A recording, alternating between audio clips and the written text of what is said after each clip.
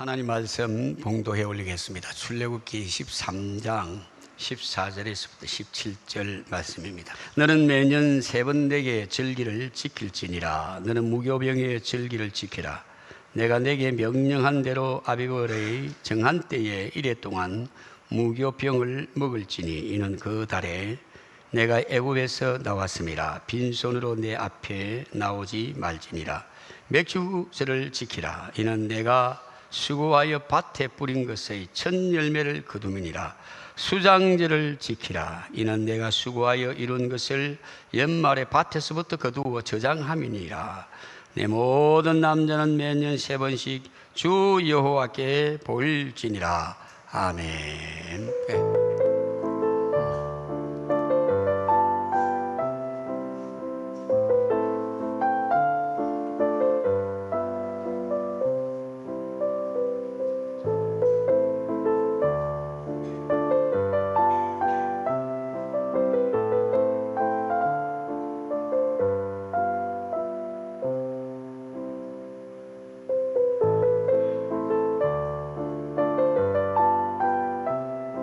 사건 이후에 제가 이렇게 살아야겠다고 마음 먹고 태도를 바꾼 그 사건이 저에겐 더 중요한 사건이었던 것 같아요.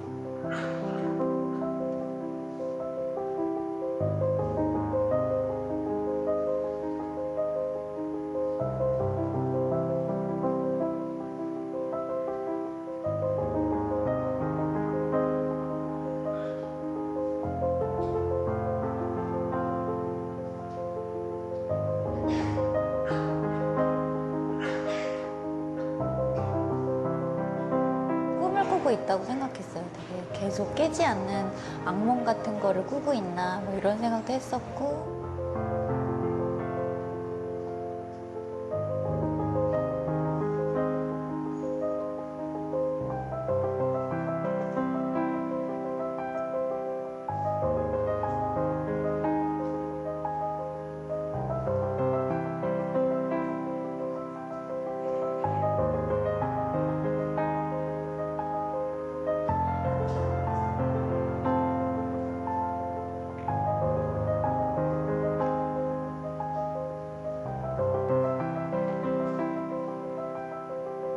절망스럽고 뭔가가 계속 상황이 계속 나빠지고 있는 상황들이 계속되고 있었으니까. 근데 그런 상황 중에서 이렇게 다시 희망을 꿈꾸게 된 건 저는 그냥 감사를 찾은 일이 가장 큰 일이었던 것 같아요. 그래서 하루에 한 가지씩 이렇게 감사할 거리를 막 찾았어요. 하루 종일 오늘은 어떤 걸 감사할까 막 이렇게 몇 달을 이제 침대에 누워 있다가 처음 이제 몇 발자국 제가 발 디디고 걷고 또 얼마 그 다음 날은 또 몇 발자국 더 걸어서 내가 화장실까지 내 발로 간 날 그날 감사하고 환자복에 단추구멍 처음 이제 하나 채우는데 몇 분이 걸렸지만 그래도 이 손으로 다시 단추 채울 수 있어서 감사하고 다른 데는 이제 피부가 없으니까 씻을 수가 없잖아요. 정말 발 씻으면서 씻을 수 있는 발이 있어서 감사하다고 막 이렇게 그랬어요.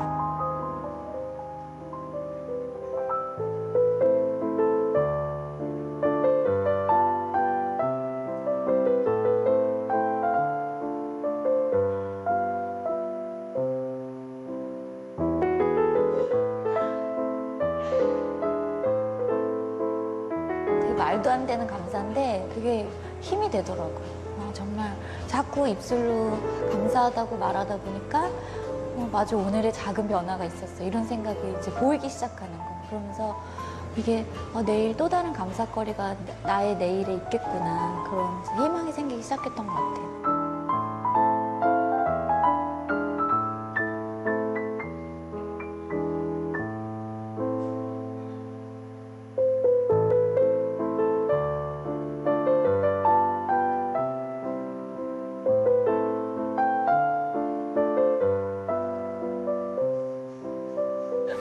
지금 내 눈앞에 어려움들, 내가 어떻게 할 수 없는 답답함, 이게 전부 다 여기가 끝이다라고 생각하면 절대 희망을 꿈꿀 수 없는 것 같아요. 근데 제가 13년 전에 중환자실에 그렇게 누워있고 그때 그냥 그렇게 그만둬 버렸으면 오늘 이 행복을 제가 전혀 누릴 수 없는 거잖아요. 학생들이 지금 오늘 보이는 이런 사건들, 내 눈앞에 보이는 일들, 집안의 문제들, 지금 오늘의 내 성적, 이게 끝이 아니라고 생각했으면 좋겠어요. 그냥 하루하루 쌓여서 지금 여러분들이 꿈꾸는 그런 내일을 그 희망을 진짜 눈으로 보게 되는 날이 있을 거예요.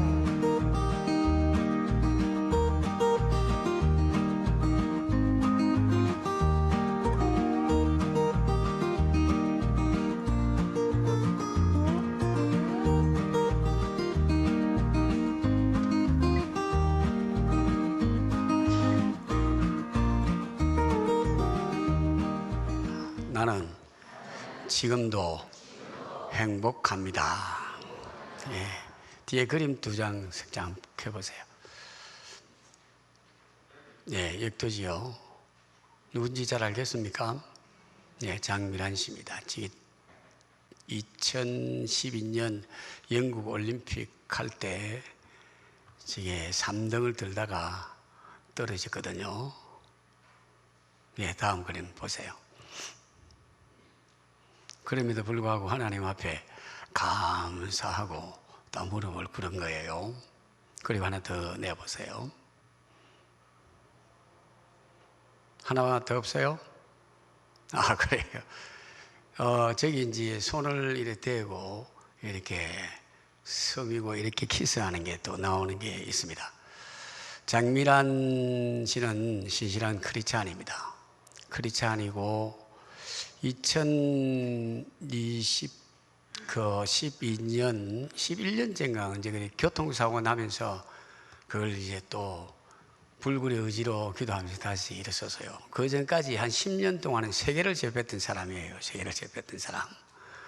그런데 이제 다시 회복해가지고 저게 이제 3등 들고 싶은데 1등, 2등, 3등 다 해본 사람인데 3등은 안 해봤다 그래요. 그래서 3등이 될 줄 알았는데 떨어졌거든요. 이제 저런 상황이 되면 여러분 어쩌면 굉장히 좀 낙심할 가능성이 있어요. 그런 낙심하지 않았고 세계 사람들이 세계를 그 당시 제패하고 있었기 때문에 어떻게 하는가 이렇게 봤는데요. 무릎 꿇어서 곱슬하니 감사 기도를 했고 또 이렇게 쇠덕이가 키스도 했고 13년 동안 참 너무 감사하다. 그러면서 살포시 이제 일어나서 웃고 정중히 인사하고 그렇게 단을 내려갔습니다. 저때 저도 이제 봤는데 상당히 감동적이었습니다. 감동적이. 3등을 했는데도 불구하고 그리고 이런 낙심치 않고 감사하고 또 많은 세계 사람들이 보는 가운데 그렇게 아름다운 모습을 보여주는 것 본 사람들은 감동이었어요. 감동. 우리 이제 이 두 사람의 어떤 이런 공통점을 잃어보면요. 하나님의 사람, 믿음의 사람은 여러분 좋을 때도 감사하지만 힘들 때도 때로는 괴로울 때도 감사할 수 있어야 합니다. 감사하면 여러분 인생의 새로운 문이 열립니다. 감사는 축복의 씨앗입니다, 여러분. 그래서 이제 이지신 씨 같은 경우도 감사하면서 하나님의 사람으로 내 인생을 또다시 바꾼 다음에 바꾸지 않겠다고 말을 해요. 그래서 감사하면서 절망의 상황에서 희망을 보면서 하나님 기뻐하는 사람으로 지금 쓰임을 받고 있습니다. 감사했더니 또 열심히 공부를 하고 그랬더니 여러분 이분은 지금 한동대 교수가 됐어요. 그 분야에 전공을 해가지고. 그리고 장미란 씨는 영인대 교수가 이제 됐고요. 열심히 또 공부를 하고 뭐 자격증을 많이 땄더라고요. 보니까 박사가 되고 이랬던데. 그리고 이번에는 이제 문체부 차관으로 그래 이제 그 초청을 받았어요. 아, 여러분 기도해 주세요. 잘 그래 감당할 수 있도록. 그래서 우리가 이제 이런 과정을 보면 인생의 여정들이 가는 길에 여러분 좋은 일도 있지만 힘든 일도 있을 수 있어요. 우리가 성공할 때, 건강할 때, 부자할 때 감사할 수 있습니다. 그러나 때로는 성공하지 못했습니다. 원치 않은 고난을 당합니다. 몸도 아픕니다. 이럴 때도 감사를 찾기 시작하면 우리 안에 새로운 하나님의 역사가 시작이 되어지는 줄 믿으시길 바랍니다. 다시 한번 따라하겠습니다. 감사는 행복의 씨앗이다. 믿으시면 아멘. 아멘. 그래서 성경은 말씀합니다. 항상 기뻐하라, 쉬지 말고 기도하라, 범사에 감사하라. 이것이 너희를 향하신 하나님의 무엇이라고요? 뜻이다. 자, 서로 인사하겠습니다. 감사합니다. 고맙습니다. 수고했습니다. 예, 어려운 영어를 하나 배우십시다. 땡큐. 예, 땡큐. 예. 기독교 문화 안에서는 여러분 감사하다는 이 서구 유럽에서는 입에 이렇게 달고 있어요. 그리고 우리 또한 믿음 안에 감사하는 이런 고백이 저와 여러분들 속에 있어지기를 바랍니다. 오늘 본문은 이제 모세가 이스라엘 백성들을 출애굽시켜 가지고 한두 달 만에 시내산에 옵니다. 시내산에 와서 하나님께서 시내산에 불러 올리시니까 거기서 십계명을 받고요. 그리고 십계명과 더불어서 하나님의 백성으로서 어떻게 살아야 될 거냐, 시민법을 또 받아요. 시민으로서 노예살이 이제 털어버리고 하나님의 자녀답게 이렇게 살아야 된다는 법을 받아요. 그리고 이제 성막을 지으라는 설계도를 받고 성막을 짓는 것까지 마무리하고 성막에 하나님의 임재하심이 쫙 나타나는 게 출애굽기 마지막입니다. 그래서 오늘 본문 속에 보면 하나님의 자녀로서 하나님 앞에 달려가면서 세 가지 중요한 명령을 하면서 너희들은 이 세 가지를 반드시 몇 년 세 번 내게 절기를 지킬지니라 명령을 하고 있습니다. 세 가지 명령이 뭔가? 하나는 여러분 무교절을 지키라. 무교절이 뭔가? 유월절, 구원해 주신 출애굽에서 구원한 그날을 잔치를 하고 그 다음부터는 여러분 한 주간 누룩이 들어가지 않는 떡을 빵을 먹으면서 지키는 절기예요. 이걸 이제 반드시 지키라고 말합니다. 그리고 이제 맥주 감사절을 지키라고 말합니다. 맥주 감사절, 유월절에서 7번 777 지나면 50일째 되는 오순절이라기도 하고 맥주 감사절이라고도 합니다. 맥주 앞을 보세요. 이게 뭐지? 우리 어르신들은 다 알 거예요. 이게 뭐죠? 예? 저는 밀인 줄 알았더니 밀이 아니네요. 예, 널브리고 비슷한 그런 같습니다. 보리예요, 보리. 이제 보리 맥주절인데 쉽게 생각하면 됩니다. 첫 열매를 따는 날 봄에 추수감사절을 지키라, 그런 뜻이에요. 첫 열매를 먹으면서. 그리고 수장절을 지키라라는 것은 가을이거든. 가을을 추수하면서 이제 겨울을 지나기 위해서 딱 재놓고 하나님 앞에 너무 감사합니다 라고 하는 이 감사절기를 지키라고 말씀을 합니다. 제가 여러분을 묻겠습니다. 여러분, 이스라엘 백성들이 유월절을 지키라고 할 때 유월절 이집트에서 구원받는 것 자기 능력으로 할 수 있나요? 아니에요. 못해요. 그리고 또 한 가지, 여러분, 농사 짓는 것을, 영서 짓는 것을, 여러분, 농사를 지어 보신 우리 어르신들도 여기 계신데, 어르신들, 농사는 하늘이 도와야 된다라는 말씀 해요, 안 해요? 하지요. 하늘이 도와주지 않으면 때를 따라 비도 주고요, 때를 따라 따스한 햇빛도 이렇게 쫙 비춰주셔야 돼요. 그리고 이제 뿌리를 내려가면 때를 따라 바람이 흔들흔들 하면서 뿌리를 내리도록 그렇게 해야 돼요. 농사 짓는 것도 여러분 사람 뜻대로 되는 게 아닙니다. 여러분, 누구의 도움이 필요하지요? 하나님의 도움이 필요한 것입니다. 그래서 이 세 가지를 여러분 절기를 정하여 주면서 이스라엘 백성들에게, 구원받은 자녀들에게 반드시 뭐 하라고 하느냐? 지키라고 말씀을 하고 있습니다. 먹고 마시는 것, 성경이 이렇게 말합니다. 시편 136편 25절에 모든 육체에게 먹을 것을 주신 이에게 감사하라. 그는 그의 인자심이 영원함이로다. 하늘의 하나님께 감사하라. 그 인자심이 영원함이로다. 육체가 여러분 먹고 마시는 것은 하나님의 인자심을 통하여 주어진 선물인 줄 믿습니다. 아이고, 아멘 안 하시는 분들이야 계시네요.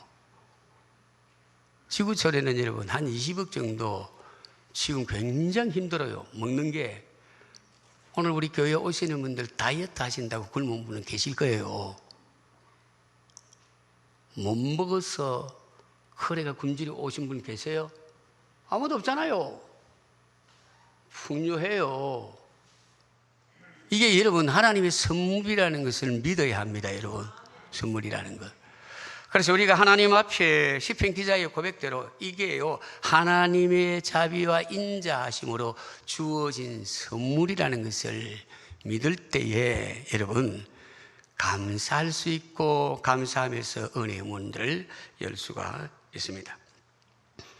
자, 오늘 본문의 이 말씀을 이래 보면 여러분 하나님 앞에 진정한 감사, 하나님 기뻐하는 감사, 첫 열매로 감사로 첫 열매 이 감사로 봉헌하라 라고 말씀하는데 정말 하나님 앞에 진정한 감사로 하나님을 기쁘시게 할 수 있는 그 원리가 뭐냐 오늘 이 본문 안에 들어있어요. 이제 이 원리를 가지고 말씀을 듣고 한번 점검을 해보면 이게 이제 내 감사 수준이 지금 어디 있냐 알 수 있어요. 제일 첫째 원리가 여러분 무교절을 지키라는 원리예요. 따라해 보겠습니다. 무교절을 지키라. 왜 무교절을 지키려고 할까? 중요한 원리가 있어요. 무교절을 지킨다라는 건 이 무교절은 여러분 첫 유대 종교력으로 1월 14일이 출애굽한 날이거든요. 출애굽한 이 날을 여러분 유월절 하나님의 은혜로 이집트에서 430년 동안 노예 생활 하다가 열지양을 통해 가지고 바로 왕이 항복하고 밀어내듯이 쫓아내듯이 보냈어요. 그래서 나올 때는 말씀하는 대로 많은 재물을 가지고 선물 가지고 나오죠. 이 과정을 보면 여러분 유월절을 지키라고 하는 것은 하나님의 구원의 은혜를 다시 회복하라 그런 뜻이에요. 여러분 우리가 신앙생활 하면서 여러분 잘 잊어요. 지난 1년 동안 1년 전에 여러분 좋았던 일이 있었는데 그걸 쭉 보면 그걸 계속 기억하고 있는가? 잘 기억 안 해요. 또 어떤 면에서는 여러분 굉장히 고통스러운 때가 있었는데 어떨 때가 고통스럽던가? 저도요 어머니 홀어머니 어릴 때부터 이렇게 제가 3살 돼서 아버지 돌아가셨거든요. 그래 어머니가 좀 살만하니까 돌아가시더라고. 와 그때 너무 마음이 안 좋았어요. 그런데 이제 세월이 지나니까 슬슬 잊어버리시더라고. 여러분 우리가 이제 하나님의 은혜로 구원받은 것 이스라엘 백성들이 이거 하는 것은 여러분 구원받은 은혜를 이날을 잊어버리지 마라 라는 뜻이에요. 그리고 이제 이날에 한번 큰 잔치하고 그 다음에는 빵에 누룩이 들어가지 않는 것을 먹으면서 좀 힘들게 그걸 먹으면서 한 주 동안에 여러분 계속 가르침을 받고 부흥사경회를 하는 거예요. 옛날에 이집트에 있을 때 얼마나 너희 선조들이 고통을 당했는지 그걸 배워요.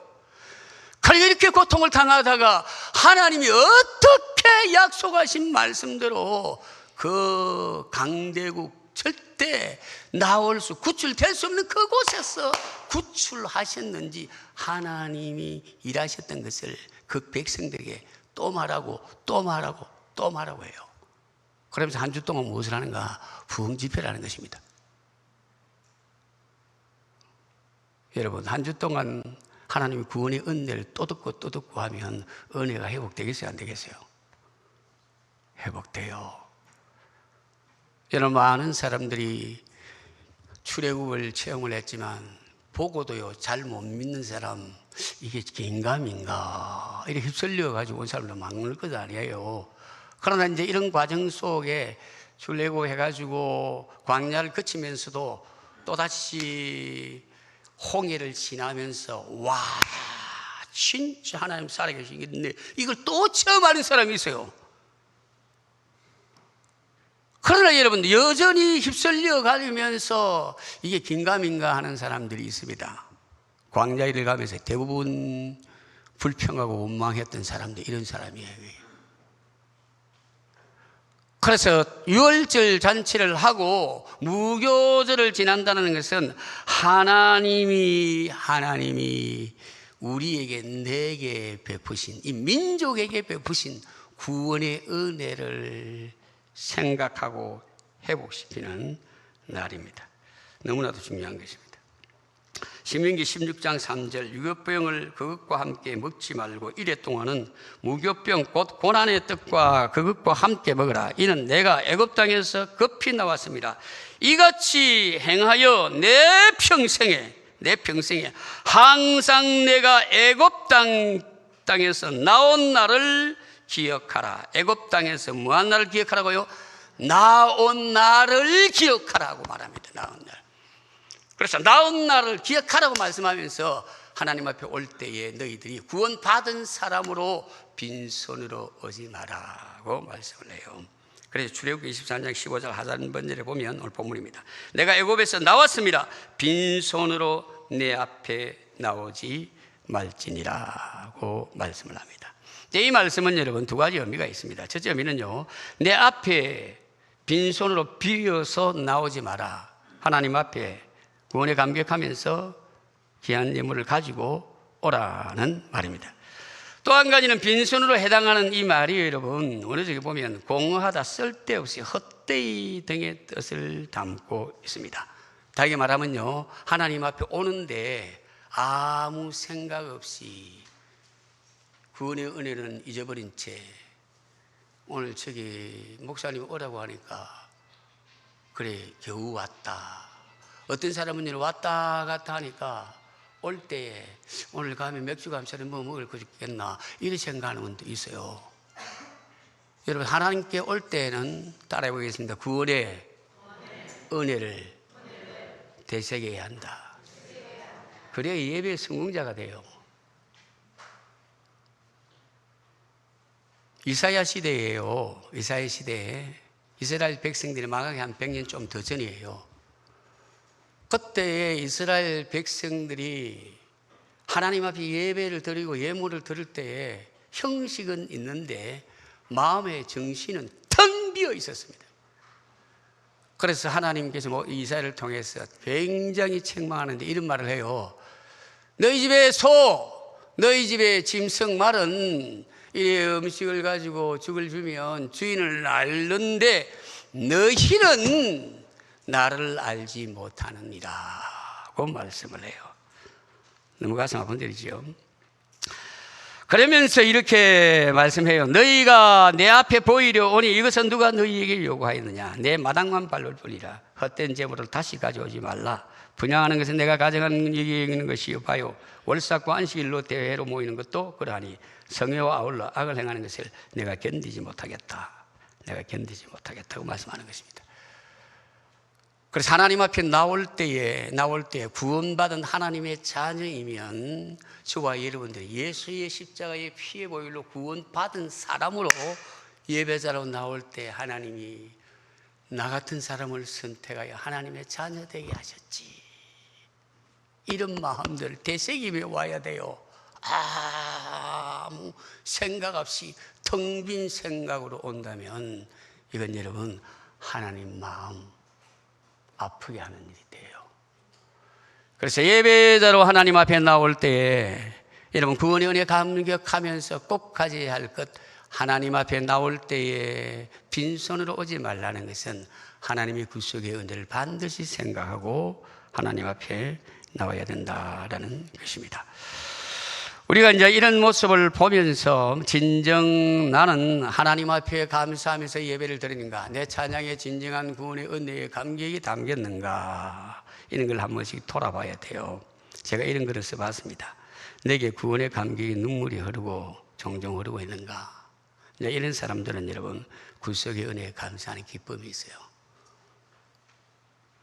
또 내게는 구원의 은혜를 되새기면서 부족함을 느끼고 회개하는 눈물이 있는가? 이거 섬긴다고 해도 너무 부족한 게 많고, 이런 분들은 여러분 용서받은 평안이 넘쳐날 수 있어요. 또 충성하고 또 충성하고 해도 부족하고 죄송해서 감사의 눈물이 흐르는가? 감사를 헤아리며 입술에 감사가 흘러나오는 사람, 은혜 아래 축복의 문을 행복하게 살아가는 사람입니다. 그래서 우리가 반년을 돌아보면서 이제 우리 자신들을 한번 생각을 해봐야 합니다. 나는 내 안에 구속의 은혜의 감격이 살아있는가? 진정한 감사는 여러분 구원의 은혜의 감격으로부터 출발이 되어져요. 이 은혜가 내 안에 없으면 여러분 진정한 감사를 할 수 없어요. 형식 마당 밟는 꼴이 되는 것입니다. 그래서 저와 여러분들이 이제 감사를 드리면서 하나님 앞에 진정한 이런 감사의 모습이 있어지도록 기도하고 주님을 향한 내 인생의 방향을 다시 바꾸기를 바랍니다. 여기 이제 해바라기가 있죠, 여기. 그죠? 해바라기는 뭘 보지요? 해바라기를 보는 겁니다. 그래서 이걸 보면서 여러분, 우리의 의의 태양이신 주바라기 되신 예수님을 늘 바라보고 신앙생활을 해야 될 줄 믿습니다. 아멘, 아멘. 찬송 143장에 보면 이런 찬양이 있습니다. 나 십자가 대할 때에 그 일은 고마워 내 얼굴 감히 못 들고 눈물 흘리도다 널 울어도 눈물로서 못 갚을 줄 알아 몸 밖에 드릴 것 없어 이 몸 바칩니다. 할렐루야, 할렐루야. 이런 감격의 눈물이 여러분 우리에게 신앙생활 하면서 있어졌던 사람이에요. 아마 많은 경험들을 하셨을 거예요.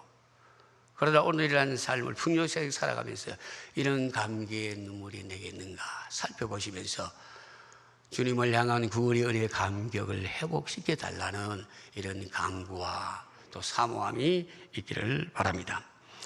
둘째 원리는 여러분 첫 열매 가장 좋은 것을 먼저 하나님께 드리는 것입니다. 16절과 19절에 있습니다.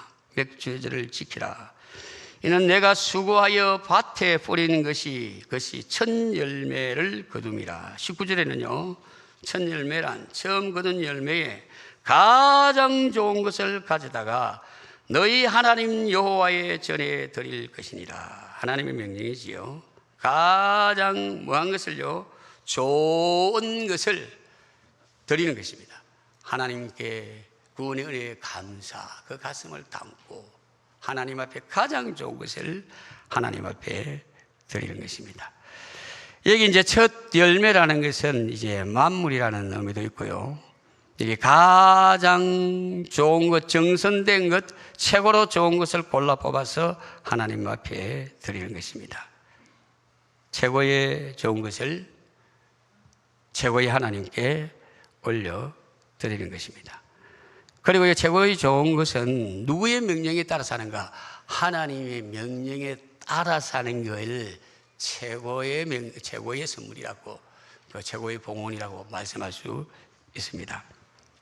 보통 이제 손님이 이리 오면요, VIP 손님들이 있잖아요. 정말 귀한 손님들. VIP라는 것은 very important, 그 다음 뭐죠? person이죠. 아주 중요한 손님이에요. 중요한 손님이 오면 중요한 손님답게 대접을 해야 돼요. 해야죠. 그래서 하나님은 우리의 구원자이십니다, 여러분. 만물의 주권자입니다, 여러분. 자기 백성들을 향하여 구원의 은총을 베푸시고 난 다음에 하나님 앞에 첫 수확의 열매, 하나님의 은혜로 거두고 난 다음에 가장 귀한 것을 최고의 하나님께 올려드리기를 원하는 것이 우리 하나님 아버지의 마음입니다. 그리고 이제 또 한 가지의 의미는 어떤 의미가 포함이 되어 있느냐 하면, 이 가장 귀한 것을 하나님 앞에 드린다는 이런 것은 이런 의미가 포함이 되어 있어요. 제일 좋은 것을 드린다는 의미도 있지만 이 의미 안에는 여러분 제일 드림의 우선순위에 놔라 그런 뜻이 있어요. 제일 중요하기 때문에 제일 우선순위에 놔라고 말씀해요. 유대인들은 여러분 이제 돈을 벌면 제일 먼저 하나님의 것이 있어요. 그 다음에 이제 미래 자금도 있고요.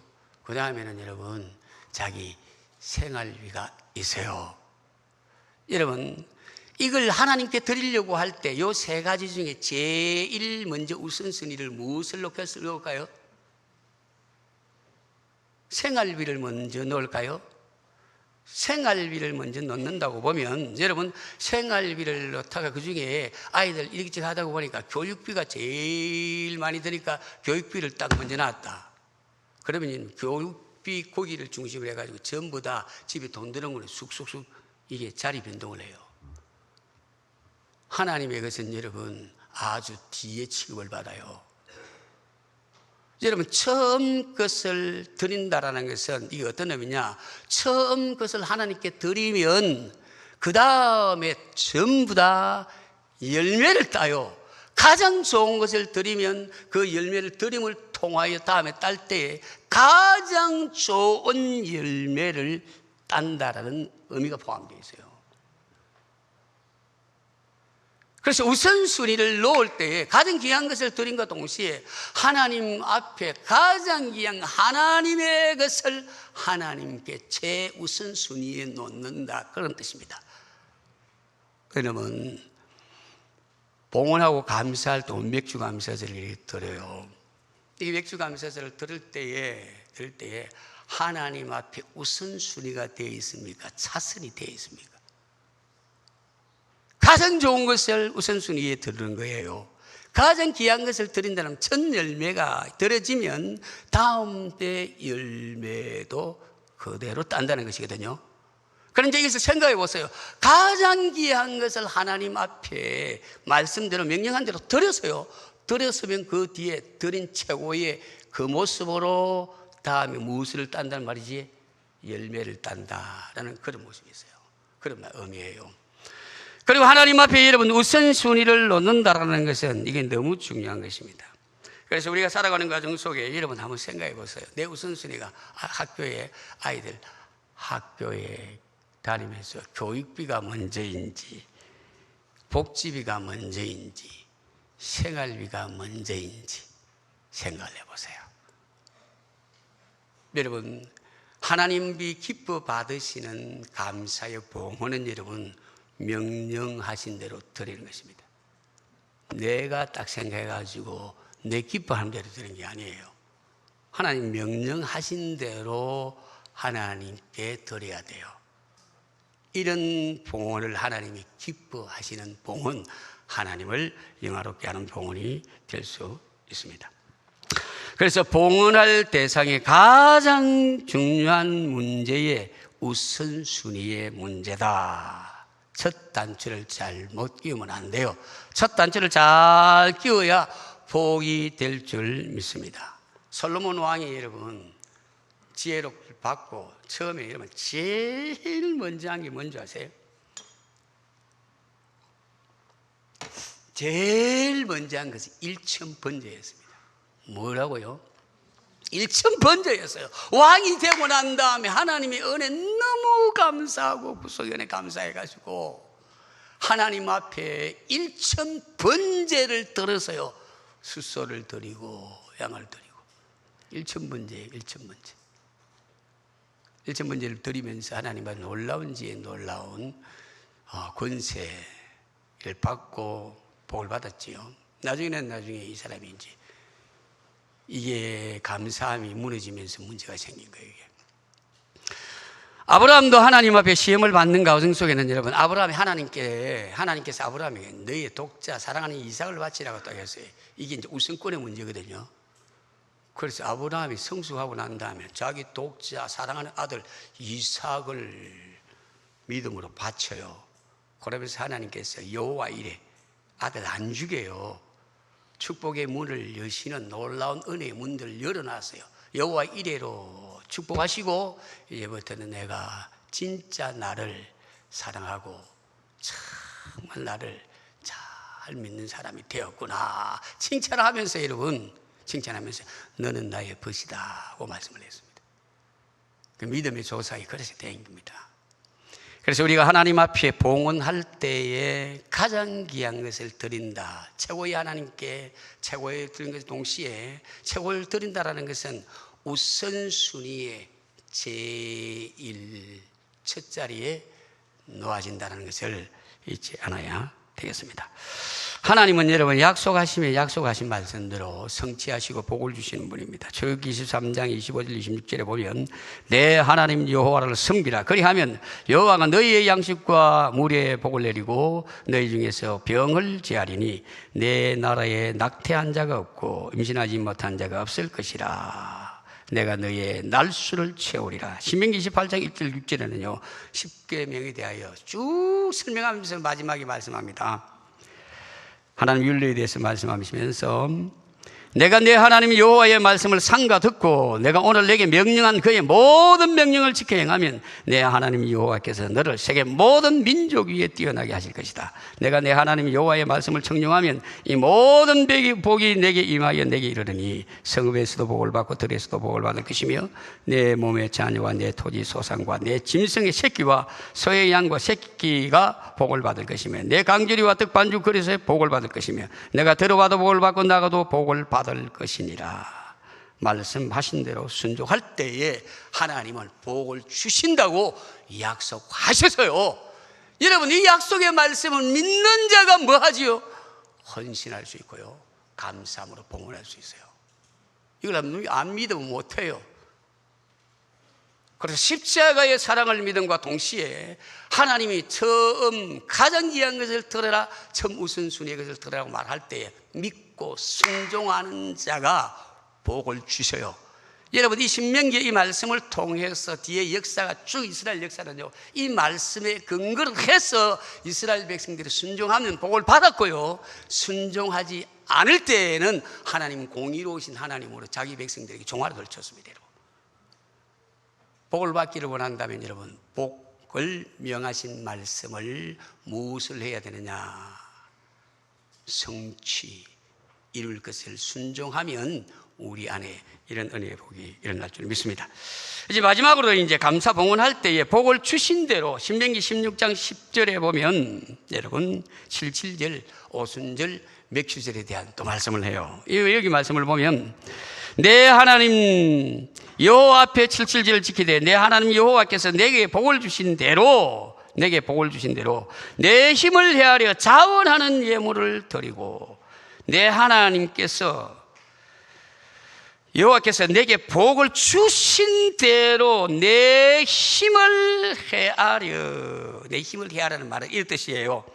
하나님께서 복을 주신 비율에 충족할 만큼이라는 뜻이에요. 여러분 하나님 앞에 이제 맥추절을 이렇게 맞이하면서 복을 헤아려 보고 그걸 쭉 이렇게 살펴보고 내게 주신 복을 다 헤아려서 하나님이 기뻐하는 대로 충족해 드린다라는 뜻이거든요. 이제 이 말씀은 여러분 믿음의 사람들이 은혜를 받았던 사람들은 이렇게 하세요. 다윗이 하나님을 사랑하는 사람이에요. 굉장히 사랑하는 사람이에요. 그리고 하나님을 사랑한다고 할 때는 하나님과 대화, 하나님과 기도하는 게 꾸준히 삶에 있어요. 그 다윗은 기도하면서 시편 116편에 보면 내가 평생에 하나님께 기도하리라. 다윗은 평생을 하나님을 사랑했던 사람이에요.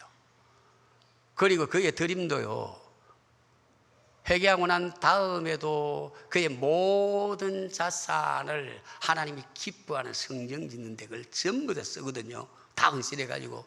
그러나 여러분, 솔로몬은 나중에 타락하면서 완전히 돌아오기는 제일 끝부분에 돌아와요.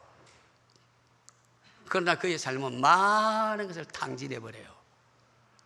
여러분, 하나님의, 하나님께 설 때에 하나님의 은혜 받은 것을 헤아렸던 사람이 다윗입니다. 다윗은 이렇게 말합니다. 시편 116편 12절에 내게 주신 은혜, 내게 주신 모든 은혜를 내가 여호와께 무엇으로 보답할꼬? 내가 여호와께 무엇으로 보답할꼬? 어떤 모습이죠? 앞에 16편 앞에 보면 하나님이 기도할 때 응답하시고 죽음의 그 위기 있을 때 또 부르면 또 건져주시고 또 하나님 앞에 때로는 잘못하였을 때도 하나님 앞에 또 나가면 긍휼과 자비를 베푸시는 하나님의 속성을 놀랍도록 잘 알았던 사람이에요. 하나님의 마음을 잘 헤아렸던 사람입니다, 여러분. 그러면서 이제 하나님이 내게 베푸신 그 구원을 생각하고 내가 구원의 잔을 들고 여호와 이름을 부를까? 하나님, 내게 구원의 잔, 하나님을 찬양하고 영광을 돌리고 무슨 어떻게 하면 좋겠습니까? 이런 모습이에요. 내가 하나님의 고난 중에, 내가 하나님께 고난 중에 이것을 소원했는데, 기도할 때 여러분 놀라운 역사를 체험하고 난 다음에 하나님 나를 고쳐주시면 이래야겠습니다, 이래야겠다고 했는데 하나님 그대로 응답을 했는데 나중에 돌아보니까 너무 바쁘다 보니까 호수무이 넣고 서운대로 안 해요. 그리고 다시 은혜를 고백할 때에 여호와여 모든 백성 앞에서 나는 나의 서원을 여호와 앞에 갚으리라. 이제 진실한 종이 되었는데, 진실한 종이 되었어요. 하나님의 교회 안에 저와 여러분들 중에는 여러분 다윗처럼 이런 과정을 겪으면서 어떤 분은 진실한 종, 장립 집사가 되고 장로가 되고 권사도 되었습니다. 참 감사한 일이죠. 여호와여 나는 진실로 주의 종이오니 주의 여종의 아들 곧 주의 종이라. 주께서 나의 결박을 푸셨나이다. 내가 주께 감사제를 드리고 여호와의 이름을 부르리이다. 감사. 여러분, 억지로 감사하는 게 아니에요. 감사할 때는 여러분 만을 하나님 앞에 이제 헌금을 하면서 억지로 아깝다고 감사하는 사람이 있어요. 어떤 사람은 내가 이제 목회자가 되었으니까 하나님 앞에 당연히 해야지 의무가 되어가지고 하는 사람도 있어요. 그런데 어떤 사람은 여러분 의무가 아니라 너무너무 감사해서 견딜 수 없는 가슴, 하나님 생각해보면, 예수님 생각해보면 빚진 자의 가슴으로 많은 것을 드리면서도 부족하다고 하고 자원하는 심령으로 드리는 사람이 있습니다. 여러분, 그분의 은혜에 감격하면서 의무적으로 드리는 것도 그만해도 뭐 좀 넘이 볼 때는 좋은 것 같아요. 그러나 의무를 넘어서 빚진 자의 감사, 감동으로 드리는 것을 하나님이 기뻐하세요. 기뻐하십니다. 지난주에요, 이제 추수감사절이 오고 이러니까 어떤 분이요, 힘들고 어려운 분들에게 쓰라고 하면서 헌금을 100만 원을 했습니다. 제가 가만히 상황을 보니까 그분도 참 어려워요. 그래 가만히 제 나름대로 그 사람을 생각해 보니까 야, 참 고난이라는 게요, 사람이 진정으로 하나님 앞으로 내 영혼을 방향을 돌리게 하구나, 우리 눈을 뜨게 하고요, 길을 열게 해요. 그래서 저런 이렇게 하성을 보니까 하나님이 여종의 기도를 들어서 응답하시겠구나, 이런 마음이 들어서요, 감사하면 여러분 새로운 축복의 문이 열려요. 감사는 여러분 복의 씨앗입니다. 여러분, 행복의 씨앗입니다. 여러분, 그래서 이런 분이 있다니까. 이런 분이 우리 교회 안에 있습니다. 여러분, 우리 교회 안에도 제가 이렇게 살펴보면서 아프리카 예배당을 짓고 일하는 그때 여러분 많이 돈이 많은 사람이 한 게 아니에요. 어쩌면 가장 돈이 없는 사람이 구속의 은혜를 생각하면서 이제 어떤 분 중에 이런 말 해요. 목사님, 내가 죽으면 가져갈 게 말깁니까? 살아있을 때 해야지. 은혜에 감사하는 마음이 있어요. 감사하는 마음. 여러분, 하나님께 들을 때에 맥주 감사절에 아주 중요한 정신이에요. 중요한 정신. 하나님의 내게 주신 복을 헤아려서 자원하는 마음으로, 기쁨으로, 즐거움으로 드리는 것입니다. 이런 사람이 여러분 하나님의 은혜에 주신 복들을 누릴 수가 있어요. 우리가 앞서 봤던 김지설이라는 그 자매, 신앙생활 마당 밟았던 사람이에요. 제가 조금 알고 있기로는. 그런데 이런 고난을 통하여 여러분 하나님을 체험하고 만나고 가장 악한 상황 속에서 하나님 앞에 한 걸음 한 걸음 감사를 찾으면서 인생의 삶의 반전을 이루는 것입니다. 이런 은혜의 모습이 있기를 주의 이름으로 축원합니다. 감사는 여러분 많은 것으로부터 아니에요. 작은 것부터 시작하세요. 아침에 일어났지요. 일어나면 감사한 거 맞아요. 내 몸을 딱 돌려보니까 살아있거든. 그래, 살아있으면 감사해야 됩니다. 화장실에 두 발로 갔습니다. 감사한 거야, 감사한 거예요. 할렐루야, 내가 오늘 또 살아있구나 생각하고 감사해야 합니다. 그리고 이제 바깥에 나가보니까 옆에가 아내도 정수희도 살아있네. 아이고야, 감사하다. 곁에 자다 일어보니까 조현주 군사가 살아있으면 감사하죠. 그냥 가보면 호래비가 돼요.